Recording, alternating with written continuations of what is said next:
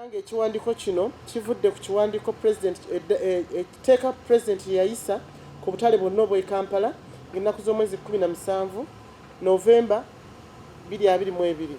Pulezidenti yagamba nti obutale bwonna obw'e Kampala bulina kuddukanyizibwa KCCA era KCCA neweebwa obuvunaanyizibwa obw'okulaba nti byonna management buli kimu kyonna ekiri mu katale kyonna kikwataganyizibwako ki KCCA era n'okulwekyo twagala offices zonna eziri ku butale bwonna KCC ezoccupying tuyinza okuteekawo personnel aba security naye nga tetwagala mu saako yonna abakuŋŋaanya emisaala oba abali mu revenue ne tubagamba balabe nga ssente zino ezigambibwa nti zikuŋŋaanyizibwa ez'ebyo ebintu ebirina okukolebwa mu katale zikuŋŋaanyizibwa staff wa KCCA so si muntu mulala.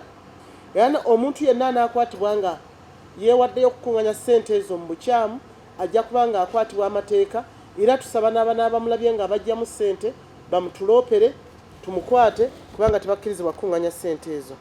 Balina okuba nga basasula ssente z'amazzi n'amasannyalaze nga bwe tunaba tubagayidinze nga KCCA.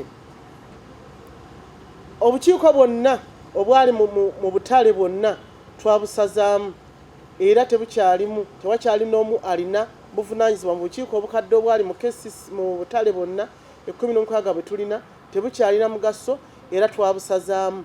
Kitwakikola mu nnaku z'omwezi nga 17 Novemba ng'abantu tebakyalina mugaso nga tebakyalina mulimu gwe tubaagaza aye ne tubasiibula bulungi ne tubeebaza badde batukoledde nga KCCA. Download the app on App Store or Google Play Store now. Vision Digital Experience, the future of media.